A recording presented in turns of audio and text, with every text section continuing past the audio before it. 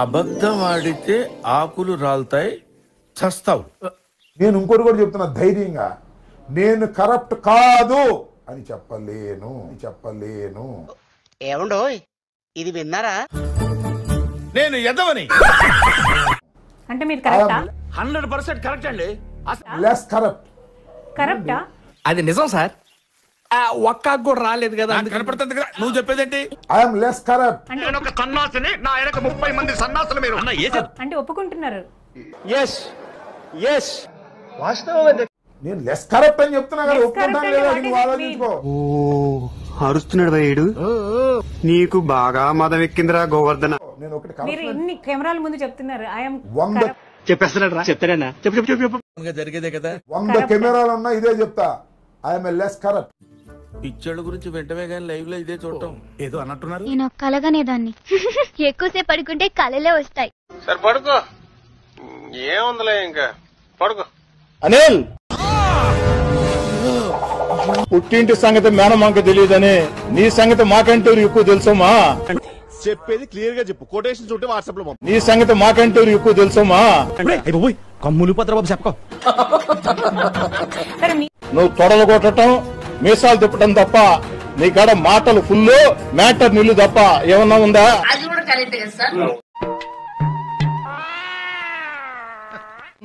Matter నిల్లు తప్ప ఏమన్నా ఉందా?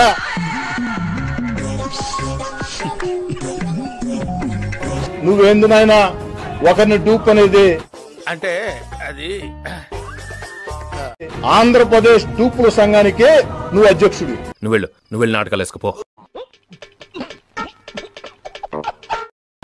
ఆంధ్రప్రదేశ్ డూపుల సంఘం ఎన్నికలు పెడితే అత్యంత భారీ మెజార్టీతో గెలవబోయేది అనిల్ కుమార్ యాదవ్. పిండాన్ని పిల్లలకు పెట్ట ఈ రేంజ్ లో తింటున్నావేంట్రా? ఆల్ డూ పనీళ్లు ఏంటి బాబన్న ఇంకోసారి? ఆల్ డూ పనీల్ నువ్వు అందరిని పట్టుకొని డూప్ అంటున్నావా? నసరాపేట ఎంపీ గెలవడు, చిత్తుగా ఓడిపోతాడు. గారు ఇలాంటప్పుడే గుండె రాయి చేసుకో. అయిందా? బాగైందా? అంటే రెండో పార్ట్ కూడా ఉందా? కథలో అది ట్విస్ట్ సార్. బెట్టింగ్ ఆడుకోని నువ్వు నిన్న దాకా విజయవాడ గెస్ట్ హౌస్ అక్కడ దాగోని ఎందుకు సార్ పాతగాయని మళ్ళీ రేపుతారు? ఏం మాట్లాడుతున్నావురా? నాకు నువ్వురా. అరే అనిల్ గా పెద్ద మాట అన్నాడు సరాడు. మేము సవాలు చెబుతున్నాం. 40 సంవత్సరాల క్రమశిక్షణతో ఉన్న కార్యకర్తలు మేము. నందమూరిలో క్రమశిక్షణతో చంద్రబాబు గారు అడుగుజాడల్లో కార్యకర్తలు మేము. నీకు దమ్ముడు నువ్వు రారా? నేను వస్తాను బాబు. ఆగు, నాకు నిద్ర వస్తుందండి. మాకు ఆ పదవులు అధికారాలతో పని లేదు. కంటి చూపుతో చంపేస్తాం.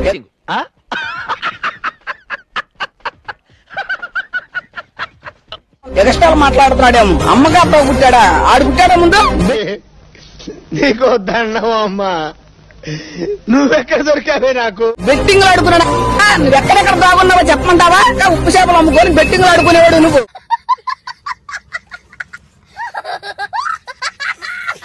నువ్వా మా లోకేష్ బాబు నేలెత్తి చూపించేది? అరగత ఉందా? నీ అధ్యక్షుడు, నీ సీఎం ఒక దొంగ, ఒక అవినీతి పరుడు. సరిపోయింది, హీరో విలన్ కొట్టుకుని కమెడీని చంపేసినట్టు నా మీద పడతారేంటి? 33 కేసులు ముక్తాయి, జైలు మీద బయట తిరిగిన ముక్తాయి. మీరేంటి మా నేలెత్తి చూపించేది?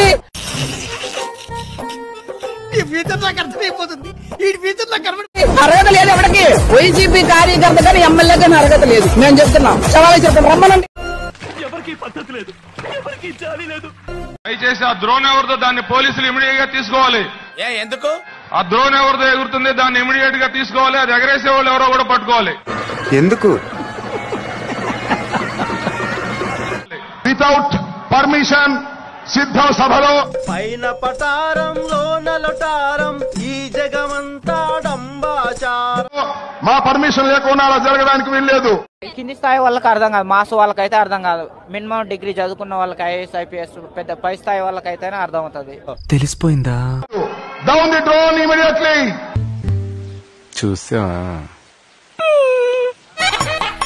కుక్క ఎంతనట్టు ఆ సౌండ్ ఏమిట్రా? బ్రేకింగ్ చూస్తున్నాం. బాపట్ల జిల్లాలో వైసీపీ నేతలు రెచ్చిపోయారు. సిద్ధం సభకు రాలేదని మారణాయుధాలతో దాడికి తెగబడ్డారు. ఎంతకు తెగించారా? సభకు రావడం వీలు కాదని చెప్పినా వైసీపీ నేతలు బరి తెగించారు. చక్రవర్తిపై మారణాయుధాలతో దాడి చేశారు. భయపెడతాం మా రాజకీయం అంతే. బాధితుడు చక్రవర్తికి తీవ్ర గాయాలు అయ్యాయి. ఎంతకాలం ఈ అన్యాయాన్ని సహిద్దాం? చూద్దాంలే. చూడటం కాదండి, మీరు చెయ్యాలంతే.